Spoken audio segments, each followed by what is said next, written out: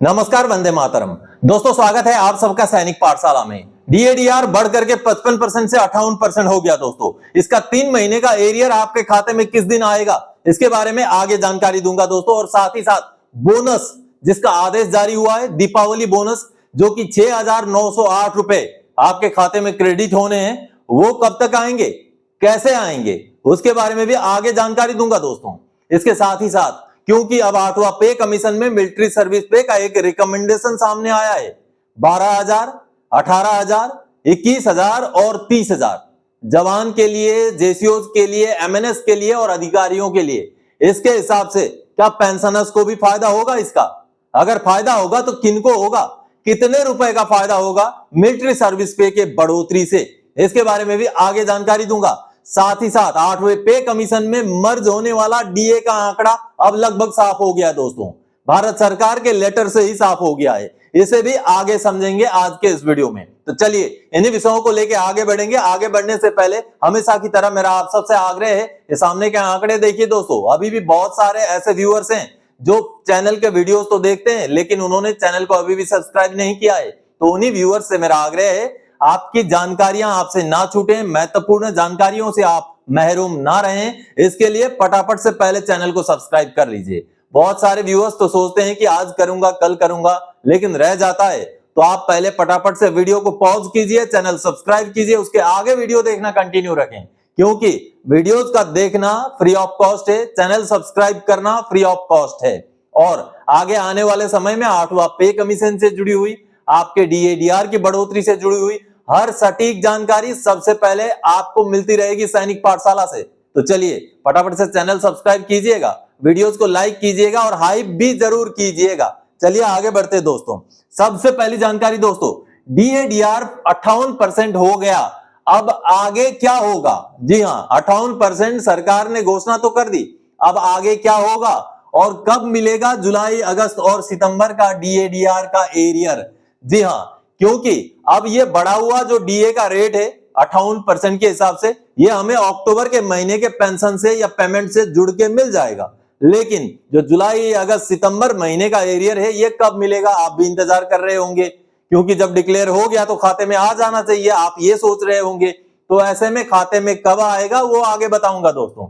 साथ ही साथ आपको बताऊंगा जो बोनस का आदेश जारी किया भारत सरकार ने, उसको कैसे लेना है, क्योंकि कुछ पेंशनर्स को बोनस अपने आप नहीं मिलेगा। जी हां दोस्तों, ये सामने का आदेश देखिए, यही बोनस का आदेश है जिसको भारत सरकार ने अभी अभी जारी किया है। और बोनस का अमाउंट है 6,908 रुपए। तो ये बोनस जो कर्मचारी हैं, जो सर्विस में हैं, उनको तो अपने आप मिल जाएगा, लेकिन जो रिटायर हो चुके हैं उनको कैसे मिलेगा ये आगे बताऊंगा। तो चलिए सबसे पहले आपको बता देता हूं, जो डीएडीआर का एरियर है दोस्तों, ये एरियर कब मिलेगा और आगे क्या होगा। अब सबसे पहले तो भारत सरकार ने घोषणा कर दिया है, अब वित्त मंत्रालय का लेटर निकलेगा, जितने कर्मचारी हैं जो सर्विस में हैं उनको डीए की बढ़ोतरी को लेकर के, और पेंशन मंत्रालय का लेटर निकलेगा, जितने भी पेंशनर हैं उनका डीआर की बढ़ोतरी को लेकर के। अब जैसे ही ये दो आदेश निकल जाएंगे, उसके आगे शुरू होगा भुगतान कुछ दिनों बाद। तो ऐसे में लगभग आप मान के चलिए 13 अक्टूबर से लेके 17 अक्टूबर, डेट आप नोट करके रख लीजिए, 13 अक्टूबर से लेके 17 अक्टूबर के बीच में 3 महीने का डीएडीआर का एरियर आपके खाते में आ जाएगा दोस्तों। और ये डीएडीआर का एरियर का अमाउंट कितना होगा, पिछले वीडियो में मैंने बहुत सारे पेंशनर्स का अमाउंट दिखाया था, लेकिन आज के वीडियो में भी आपको बता देता हूं, बड़ा आसान फॉर्मूला बता देता हूं।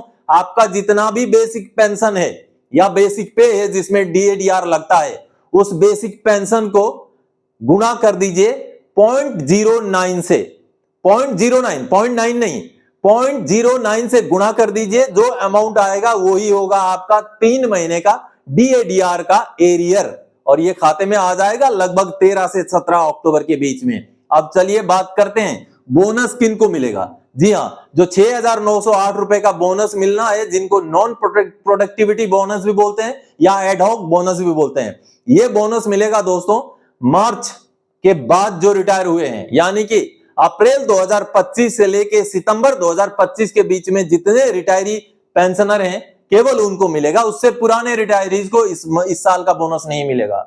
जी हां, जो जिस साल रिटायर हो रहे हैं अप्रैल से लेके सितंबर के महीने में, केवल उन्हीं को उस साल का बोनस मिल पाएगा।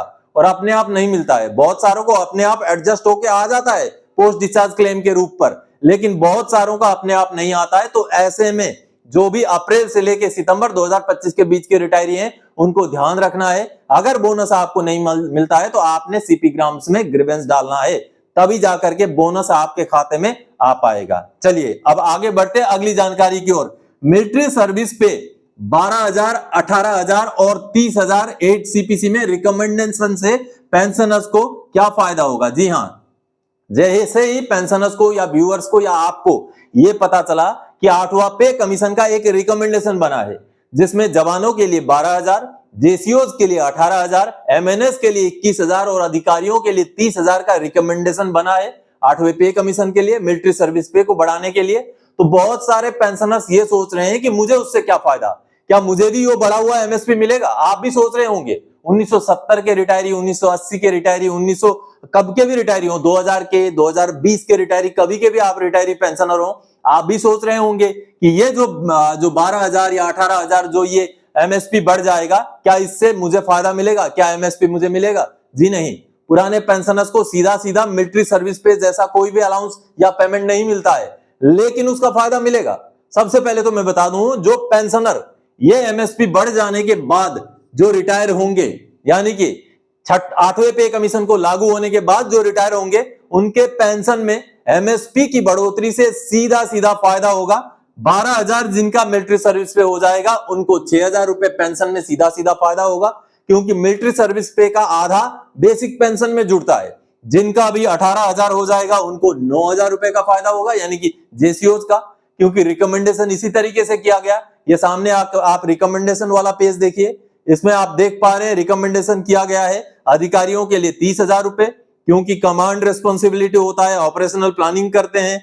एमएनएस के लिए 21,000 रुपए, वो मेडिकल असिस्टेंस देते हैं अंडर ऑपरेशनल कॉन्स्ट्रेंट्स। और जेसीओज के लिए 18,000 रुपए, क्योंकि वो गैजेटेड स्टेटस वाले हैं, उनमें लीडरशिप की क्वालिटी होती है। और अदर रैंक्स यानी कि जवानों के लिए 12,000 रुपए, क्योंकि उनका ऑपरेशनल रिस्क बेस लाइन का होता है, यानी कि सबसे नीचे वाला ऑपरेशनल रिस्क उनका होता है, ऐसा बताते हुए रिकमेंडेशन किया गया है। जबकि ये रिकमेंडेशन बिल्कुल भी जस्टिफाइड नहीं है, ऑपरेशनल रिस्क सबका बराबर होता है। तो ऐसे में ये दिखा देना कि जवान का ऑपरेशनल रिस्क बेस लाइन का होता है, ये कहीं ना कहीं हास्यास्पद है, हंसी आने वाली बात है कि ऑपरेशनल रिस्क को, ऑपरेशनल जो खतरा है उसको भी बेस लाइन, मिडिल लाइन, अपर लाइन करके अगर उसको कैटेगराइज करे तो कहीं ना कहीं ये दुखद है, ये इनजस्टिफाइड है। लेकिन चलिए, जो भी रिकमेंडेशन हुआ उस रिकमेंडेशन के बेस पर अब आगे जब भी 8वां पे कमीशन लागू हो जाता है और ये रिकमेंडेशन अगर पारित हो जाता है तो जवानों को सीधा सीधा 12,000 का आधा यानी कि 6,000 रुपए पेंशन में जुड़ेगा, और जो जेसीओज हैं उनका 18,000 का आधा 9,000 रुपए पेंशन में जुड़ेगा। लेकिन ये तो उनके लिए होगा जो 8वां पे कमीशन लागू होने के बाद रिटायर होंगे। उससे पहले जो रिटायर हो गए, जैसे हम हो गए, आप हो गए, पुराने रिटायरी 1970, 80, 90 के रिटायरी, उनको क्या मिलेगा इस एमएसपी बढ़ोतरी से? उनको भी फायदा मिलेगा दोस्तों। और उनको फायदा कब मिलेगा? उनको फायदा मिलेगा 1 रैंक 1 पेंशन के जरिए, क्योंकि 1 रैंक 1 पेंशन का जो अगला रिवीजन आएगा वो 2029 में आएगा। तो 2029 में जो जवान या जेसीओ रिटायर होके आएगा उसका मिलिट्री सर्विस पे अगर रिकमेंडेशन के हिसाब से पारित हो जाए तो ये बन चुका होगा, जिस वजह से उसका बेसिक पेंशन में बढ़ोतरी हो जाएगा। और उस बढ़ोतरी की वजह से जो ओआरओपी का टेबल बनेगा, जो ओआरओपी का एवरेज पेंशन निकलेगा वो थोड़ा सा बढ़ा हुआ निकलेगा। इसलिए जो पुराने रिटायरी हैं उनको भी चाहे सीधा सीधा फायदा मिलिट्री सर्विस पे की बढ़ोतरी का ना मिले, लेकिन ओआरओपी के जरिए इनडायरेक्टली उसका फायदा जरूर मिलेगा। हालांकि ये जो कैटेगरी बनाए गए हैं ये मानने लायक नहीं है, मैं पर्सनली ये फील करता हूं। आप भी फील करते हैं तो वीडियो को शेयर कीजिएगा, लाइक कीजिएगा। चलिए, अब आप समझ गए किस तरीके से पुराने पेंशनर्स को मिलिट्री सर्विस में बढ़ोतरी की वजह से फायदा मिलने के चांसेस हैं। अब चलिए आगे बढ़ते हैं। 8वें पे कमीशन में कितना डीएडीआर मर्ज होगा उसका आंकड़ा लगभग साफ होता दिख रहा है। जी हां, और वो कैसे हो रहा है? 8 सीपीसी में मर्ज होगा 60% डीए। जी हां, लगभग अब 60% डीए मर्ज होना तय हो चुका है। कैसे हुआ है वो आगे बताऊंगा। आ गए हैं भारत सरकार के आंकड़े। चलिए, सबसे पहले जो लेटर भारत सरकार की तरफ से जारी किया गया है जिसमें 2016 में 1 जनवरी 2016 का ही डीए को लेकर 7वें पे कमीशन में मर्ज किया गया था। तो इस लिहाज से 8वें पे कमीशन में भी 1 जनवरी 2026 का डीए लेकर के मर्ज किया जाएगा। उसके आंकड़े क्या सामने आए हैं उसको देखते हैं। दोस्तों, इससे पहले कि मैं आपको 1 जनवरी 2026 के डेट का डीएडीआर का आंकड़ा समझाऊं, कुछ पुराने फैक्ट्स आपके सामने रख रहा हूं। ये दोस्तों 1 जनवरी 2016 से जब डीए की बढ़ोतरी की गई थी उसका आदेश है। जी हां, 7वां पे कमीशन जब लागू किया गया था तो 1 जनवरी 2016 का डेट में जो डीएडीआर की बढ़ोतरी थी, जो डीएडीआर का परसेंटेज था, उसको लेकर के जो है 7वां पे कमीशन फिक्स किया गया था। आप देख पा रहे हैं 7वां पे कमीशन में 1 जनवरी 2016 में जो डीएडीआर का रेट था 125%। जी हां, 119% से जुलाई 2015 में जो 119% था वो बढ़कर जनवरी 2016 में 125% बन गया था, जिसका ये आदेश है। इसी आदेश के बेस पर 125% डीए बना था जनवरी 2016 से, और इसी 125% डीए के बेस पर 7वां पे कमीशन लागू किया गया था, यानी कि 7वें पे कमीशन का फिटमेंट फैक्टर निकाला गया था। तो इस लिहाज से अब की बार जो फिटमेंट फैक्टर बनाया जाएगा वो जनवरी 2026 का डीए का आंकड़े को लेकर के बनाया जाएगा दोस्तों। तो चलिए अब जो जनवरी 2026 के लिए डीए के आंकड़ों का जो रुझान आया है वो आपको समझाऊंगा। दोस्तों, भारत सरकार का लेबर ब्यूरो का 30 सितंबर 2025 का ये प्रेस रिलीज है, जिसमें अगस्त 2025 महीने के एआईसीपीआईएन के आंकड़े जारी कर दिए हैं, जिन आंकड़ों के बेस पर आगे हमारा जनवरी 2026 से मिलने वाला डीएडीआर फिक्स होगा। जी हां, फिलहाल अभी तक केवल जुलाई और अगस्त के आंकड़े हैं। इन आंकड़ों के बेस पर भी एक अंदाजा लगाया जा सकता है कि 2026 के जनवरी में हमारा डीएडीआर कितना परसेंट पहुंच जाएगा। फिलहाल जुलाई के आंकड़े और अगस्त के आंकड़े आप देख पा रहे हैं। जुलाई 2025 में जो आंकड़े थे 146.5 थे, और अगस्त के महीने में जो आंकड़े अभी हुए हैं 147.1, यानी कि 0.6 की बढ़ोतरी है। अब आगे जाकर के सितंबर, अक्टूबर, नवंबर, दिसंबर 2025 के आंकड़े आने हैं। इन आंकड़ों के बाद जनवरी 2026 से बढ़ने वाला डीएडीआर का रेट तय होगा, डीएडीआर का परसेंटेज तय होगा।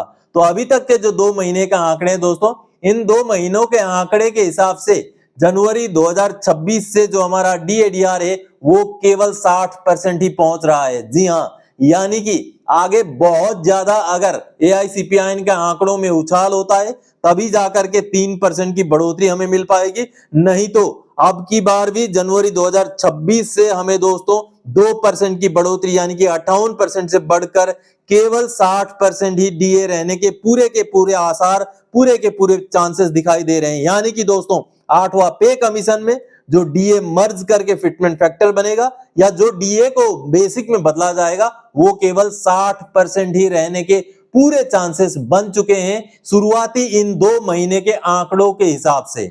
जो बढ़ोतरी पिछले 2 महीने में एआईसीपीआईएन के आंकड़ों में हुई है उस हिसाब से आगे अगर 4 महीने में बहुत ज्यादा बढ़ोतरी ना हुई, अगर एवरेज बढ़ोतरी हुई तो केवल 2% ही डीएडीआर की बढ़ोतरी होगी, और डीएडीआर 58% से 60% पहुंच पाएगा। तो ऐसे में यही 60% 8वें पे कमीशन में हमारा बेसिक पे या बेसिक पेंशन में जुड़ने के चांसेस बन रहे हैं। तो दोस्तों, आज के इस वीडियो में इन्हीं जानकारियों के साथ आया था। आगे और कोई जानकारीदायक आपसे सरोकार रखने वाला विषय लेके मैं फिर से हाजिर हो जाऊंगा। तब तक के लिए जय हिंद दोस्तों।